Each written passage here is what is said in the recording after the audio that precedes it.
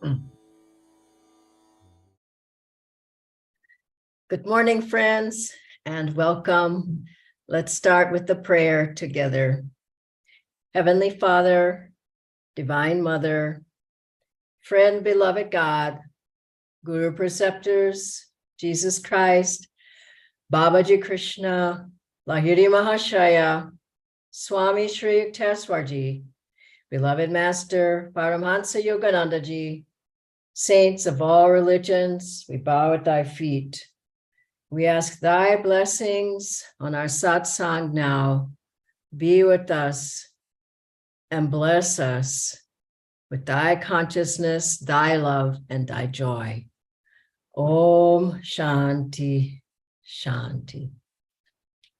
Let's start our class today with a song and then an excerpt from a talk by Swami Kriyanandaji. Welcome again to everyone. It's nice to be back here in India.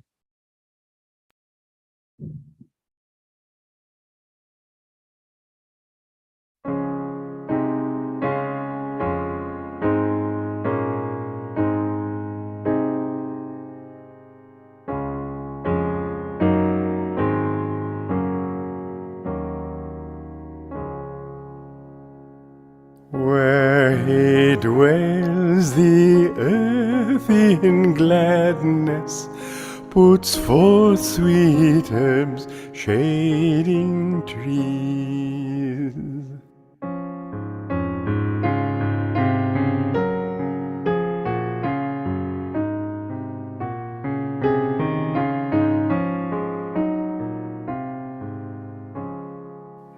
Where he dwells, the earth in gladness puts forth sweet herbs, shading trees.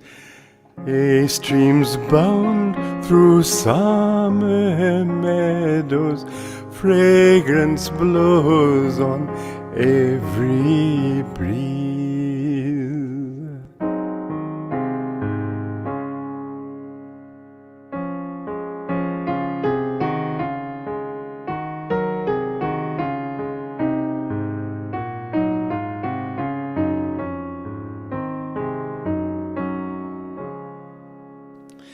Gay streams bound through summer meadows, fragrance blows on every breeze. They with happiness are blessed, who the Lord hath made their guest. Who the Lord hath made their guest. Where he dwells, the earth in gladness puts forth sweet herbs, shading trees.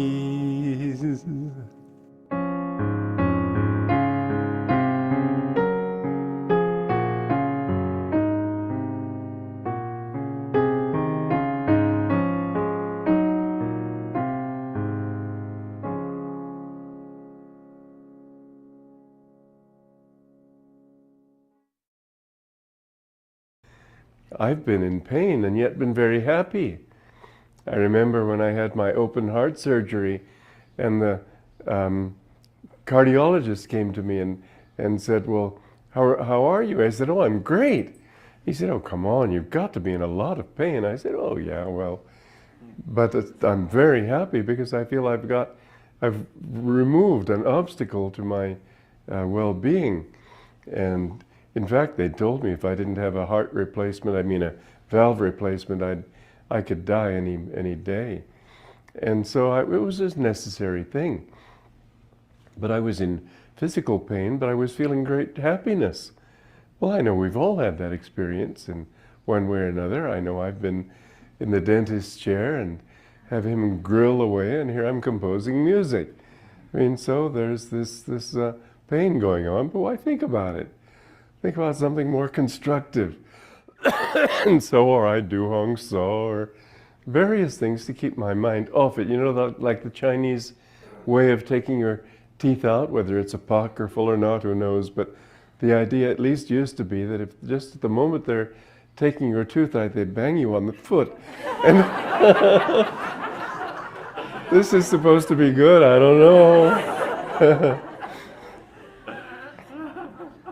But the thing is, and here is the point that it does relate to our talk this morning, our topic, that the reality that you're living is not just now. You see, we need to learn to live in the moment, but we need to learn also not to be of the moment. And the more you let this moment, look at little children, that's all they know is right this moment. And the least little thing, they're either jumping with joy or just having a tantrum or unhappy or quavering.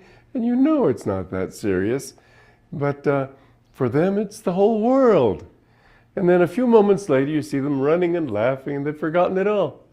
They're living right now. Well, that's not a good thing to do. It's a good thing to live in the present, but not a good thing to live in the emotions of the moment, which a long-range view of life helps us quickly to see that that's not the reality. Good morning again, friends. I'd like to start with a brief reading from Autobiography of a Yogi, an experience in cosmic consciousness. Master is saying, I cognize the center of the Empyrean as a point of intuitive perception in my heart, irradiating splendor issued from my nucleus to every part of the universal structure. Blissful Amrita, the nectar of immortality, pulsed through me with a quicksilver-like fluidity. The creative voice of God I heard resounding as Om, the vibration of the cosmic motor. My guru was standing motionless before me. I started to drop at his feet in gratitude for the experience of cosmic consciousness, which I had long passionately sought. He held me upright and spoke calmly, unpretentiously. You must not get over drunk with ecstasy. Much work yet remains for you in the world. Come, let us sweep the balcony floor. Then we shall walk by the Ganges. I fetched a broom. Master, I knew, was teaching me the secret of balanced living. The soul must stretch over the cosmogonic abysses while the body performs its daily duties.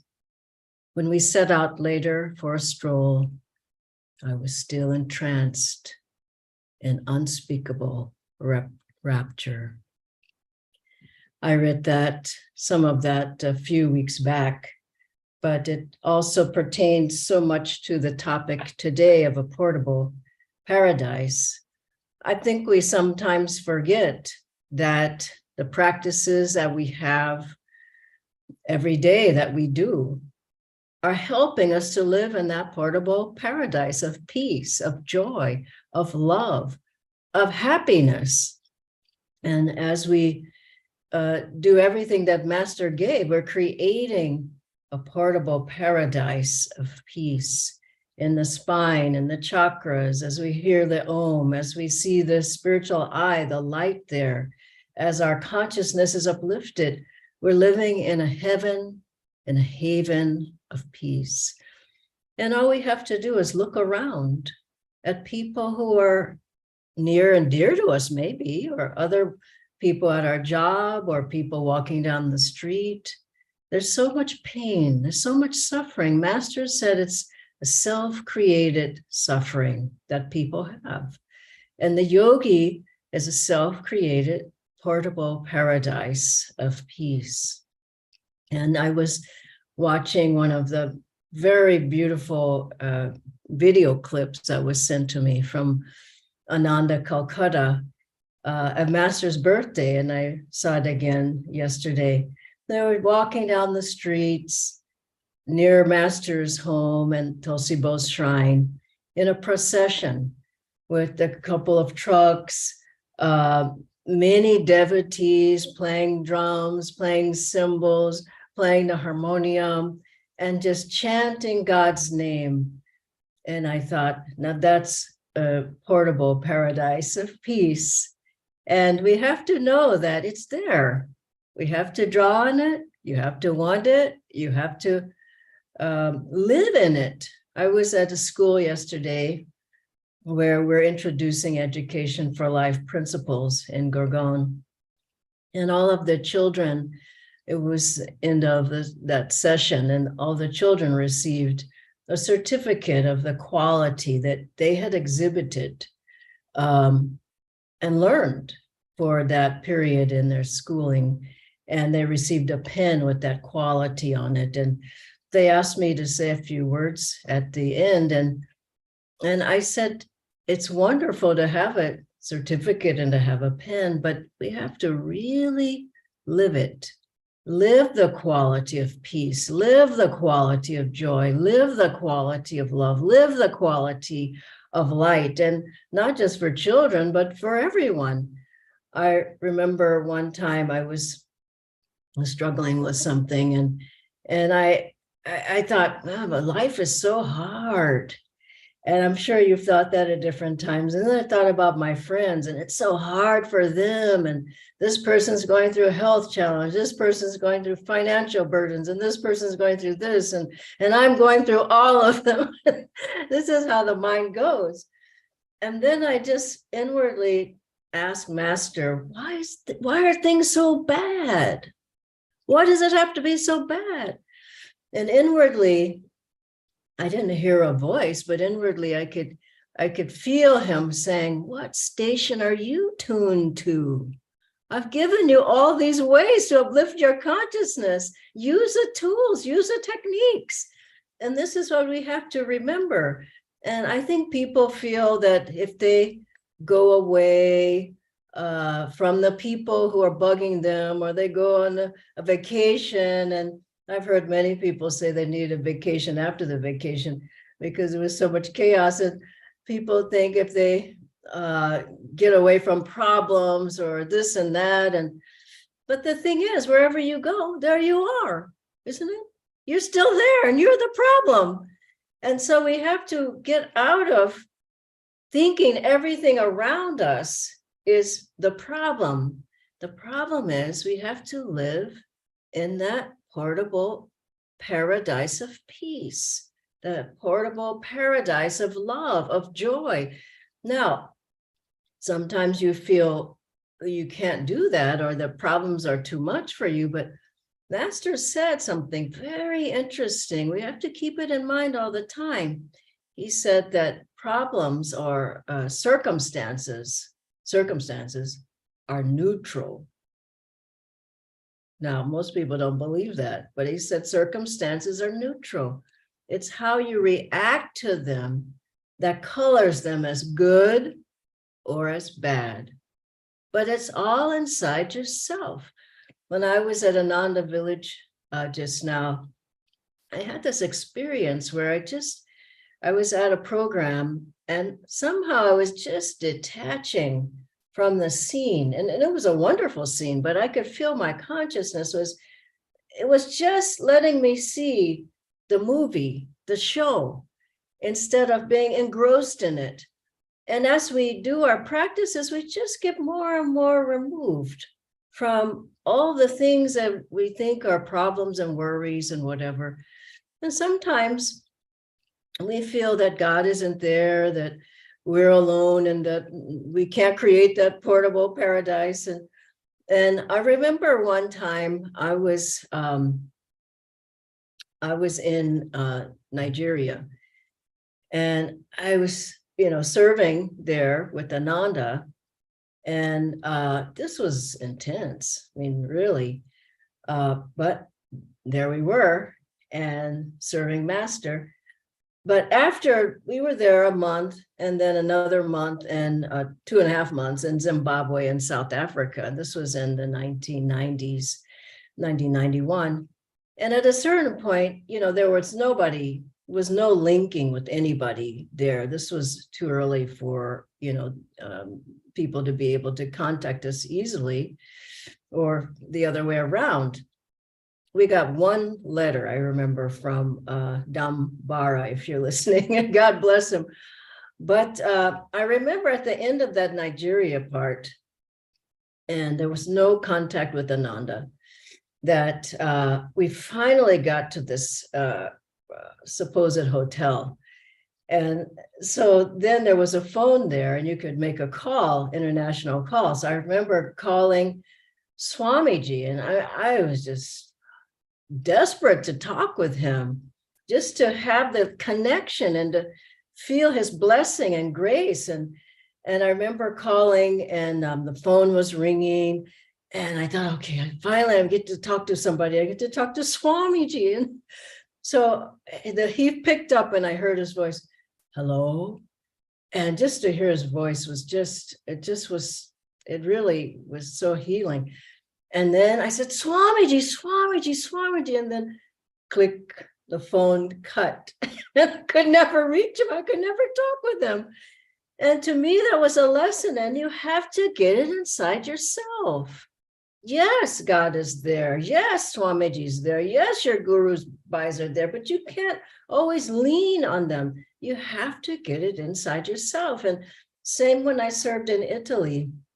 There were a number of us there, and this was before internet, before computers, laptop computers, before all the social media, Facebook and Twitter and Instagram and WhatsApp, all these ways we keep in touch. None of it was happening. It cost $3 a minute to call America, so nobody ever called. We never called. Nobody ever called us. But we had a picture, remember, we had a mailbox and a picture at the back, taped at the back of the mailbox inside of Master. And we rarely got a letter. I mean, hardly ever. And when there was a letter, everybody wanted to read it. Is that from your mother? What did she say? But we would open the mailbox, and typically there was nothing there, but we would see Master's face smiling there. And he was just saying, have it. You have it inside yourself. Go inside, and you will find everything that you need. And so how do we create this paradise of peace? Well, whenever we chant, whenever we do Kriya, every Kriya, you're just getting more and more uplifted, and there's more and more bliss that you can feel in the spine, and the energy is coming up to the spiritual eye. There's more and more light, and you may feel energy and light in the 7th chakra and all the chakras. And so as we do Kriya, as we do the Om technique, as we do Hong Sa, as we are having satsang and all the various practices we're creating, never forget, you're changing by the moment, moment by moment by moment, and you're creating this portable paradise of peace. And it may not seem like it, but after a while you see, yes, I feel more peaceful. Yes, I feel more calm. And yes, I feel more happy no matter what happens. And this is the result of the practices. And so doing that, and remember, Master, you can feel that paradise, portable paradise anywhere. Master said he wrote his poem Samadhi in New York on the subway. Amazing story. But he must have been in Samadhi. He said, and no one ever took my ticket. He says, actually, no one ever saw me. He disappeared. He dematerialized. Maybe we can't do that, but we still, on an airplane or the train or wherever we're going or at our job, we just have to remember inside, I have God. I have gurus with me. And there is then Divine Mother can help us. There is a beautiful story, couple of stories of Swamiji where one, he was in Calcutta, And he had just landed. This was in the 50s. I think it was the 50s or 60s. He had just landed in India. And some friends were to meet him at the airport, and they weren't there. And so he waited for a moment, and then he didn't, fret and worry. And this is what most people do. He just inwardly, this is such a beautiful thing to remember. He said he inwardly prayed, Divine Mother, what do you have in mind? And if we can keep in that center of peace inside ourselves and not, I don't know what to do. Why didn't they come? He just said, Divine Mother, what do you have in mind? And then he said, within seconds, someone came up to him and said, oh, you must be Swami Kriyananda. I've seen your photograph. A friend of mine, Dr. Mishra, showed it to me. And Swamiji said, oh, I was wanting to meet this. It was the same person, Dr. Mishra, but I didn't have his number. And the man said, oh, no, he's nearby. I'm going there myself. I'll take you. And how beautiful when we can be in our center of peace inside. Divine Mother can help us. And finally, I'll share, most of you heard this, but it's remarkable how Swami Kriyanandaji he had just finished the Raja Yoga lessons, and he wanted to take a trip with Divine Mother. This is the point. Think of God more rather than the problems and the people who worry you. Just think of God. And so he finally found a room in Carmel, which is a very beautiful place on the seaside in California. And there was only like one room available because it was high season in that city, that town. So Swamiji, he said he didn't really have a lot of money, but he said, well, I better get this room because there's no other room. So the man who was there, he says, he took his name and everything. And then Swamiji said, I think I'll pay you now. He didn't say why, but he knew why. He said, I think I'll pay you now. And the man said, no, don't pay me now. And he said, but I think it's better if I pay you now. And they had been chatting. And this is the thing, make friends wherever you go, with a smile, with a kind word, with how are you?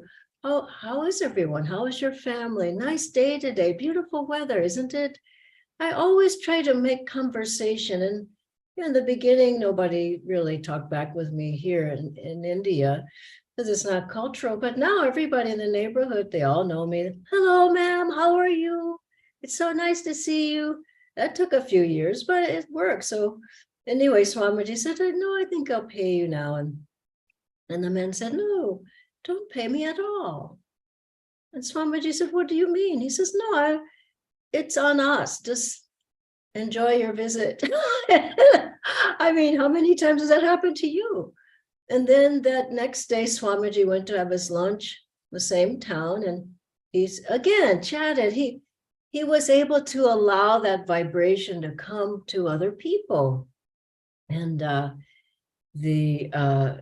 man at the restaurant, the owner said, no, they were chatting, and Swamiji went to, he says, no, don't pay, just enjoy.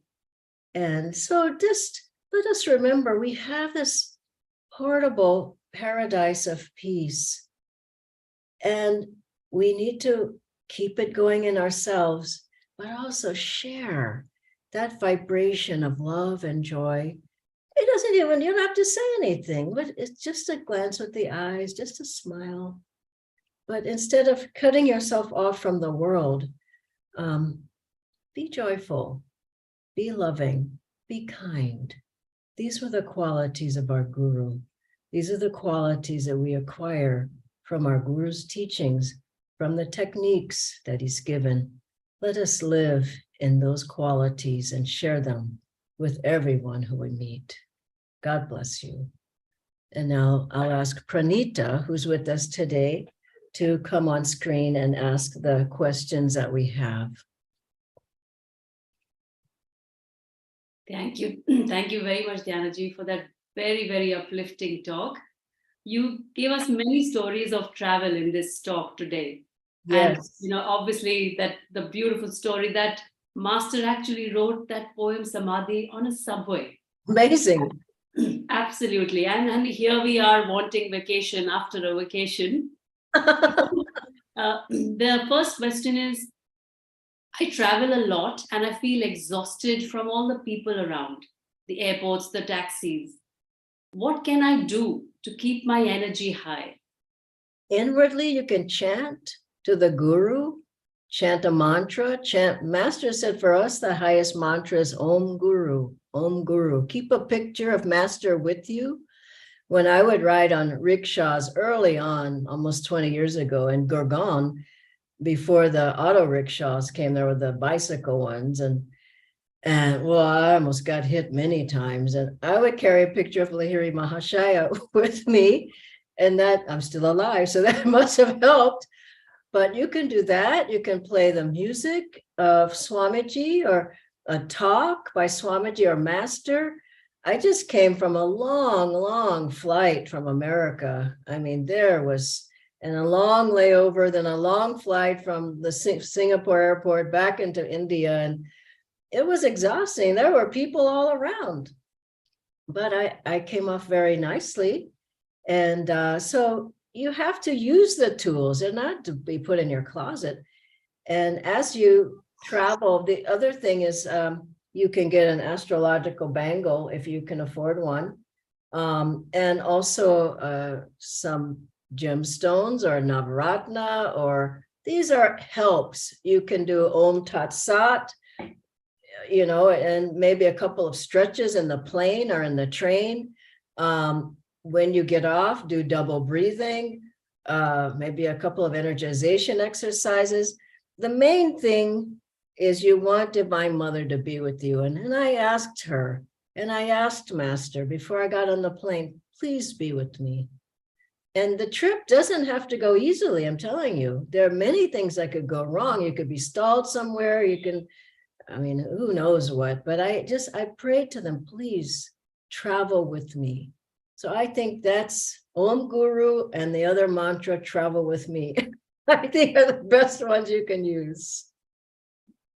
Great, great. Certainly, Dhyanaji, you surely look energized after such a long trip. So Thank you. absolutely. So we'll move on to the next question, and this is also related to travel.